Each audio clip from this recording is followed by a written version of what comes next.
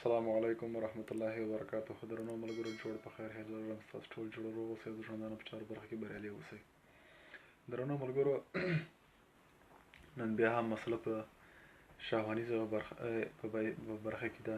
زه غواړم چې یوه بله ښوونیزه ویډیو یا معلومات له تاسو سره ګډ کړم. په ځانګړې توګه د موټک په برخه کې ده چې موږ یو شمېر ځوانان یا زلمیان په دې عمل باندې اخته یا روږدي دي. غواړم چې د دوی لپاره هم د خلاصون د دې ناروغۍ څخه د خلاصون یوه حل لاره واوسي، او همداراز هغه ملګري چې په دې ناروغۍ باندې اخته نه دي هغوی له دغه ناروغۍ څخه د تل لپاره لرې پاتې شي. درنو ملګرو ما په تېره ویډیو کې د دې ناروغۍ د علاج لپاره یو لارښود ښودلی و چې هغه د نس د کومه ډوډۍ چې سره کړې وي، یعنې د هغې نه خوړلو چې باید سره کړې ډوډۍ ونه خوړل شي او یخولې ډوډۍ وخوړل شي. چې نننۍ خپرونه په همدغه لړ باندې ده چې دا دویمه برخه ده. په دې کې یو بل لارښود کوم چې انشاءالله د دې لارښود په عملي کولو سره به هغه ملګري چې په دې ناروغۍ باندې اخته دي د هغوی لپاره به ډېره زیاته ګټوره پرېوځي. دویم لارښود په دې توګه درنو ملګرو چې هغه کسان چې په دې ناروغۍ باندې اخته دي او غواړي چې ځانونه له دې ناروغۍ څخه وژغوري، نو د هغوی لپاره دویم لارښود دا ده چې دوی باید سهار چې کله لمونځ یې وکړ، یعنې یوه د سهار پر مهال باندې دا کار باید ترسره کړي چې کله د سهار لمونځ وکړ نو د سهار لمانځه نه وروسته دوی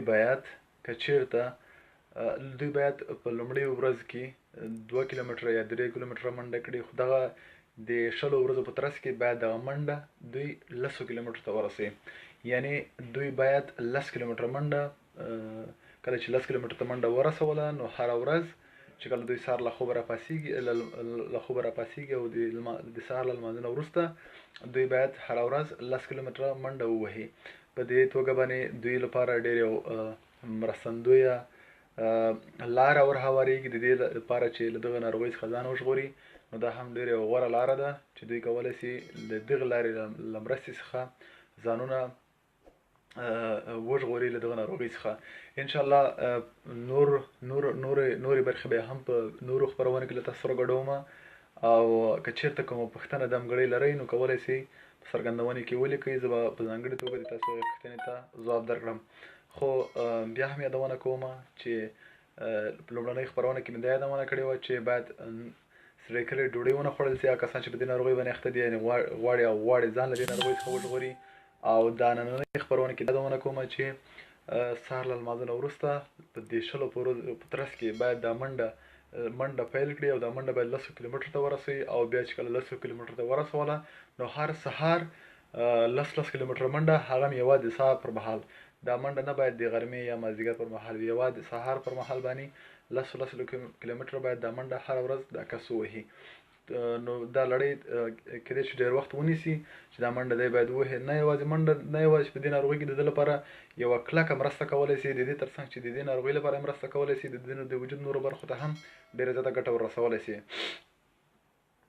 نو درنو ملګرو نه غواړم چې نور وخت ونیسم، زه غواړم چې یو معلومات د دغه ناروغۍ په هکله باندې له تاسو سره ګډ کړم په بېلابېلو خپرونو کې. هیله لرم چې دا معلومات تاسو په ځان باندې انشاءالله کوم کسان چې په دې ناروغۍ باندې اخته دي عملي کړي او انشاءالله له دغه ناروغۍ څخه وژغورل شي. بیا هم یادونه کوم چې د موټک او د هیروینو کوم توپیر نشته. کوم کسان چې په هیروینو باندې روږدي وي هغه کسانو پایله اخیر نیست ده، یعنې له منځه وړل کېږي. او هغه کسان چې په موټک باندې روږدي دي له دې سره چې یو غیر اسلامي کړنه ترسره کوي، خدای تعالی له دې کړنې څخه ډېر سخت ناخوښي، همداراز د خپل د ژوندون د تباهۍ لپاره هم یوه لاره ده. نو دلته یو ملګري زما غوره ملګری ده، نو هغه یو خندا کړې ده، کورې ودان کومه خبره نشته. نو زه ویډیو پای ته رسوم. درنو ملګرو هیله لرم چې له دغه معلومات څخه ګټه واخلئ. دمګړی امپلوي چکتان سپارم. الله تعالی مو ښاد لره.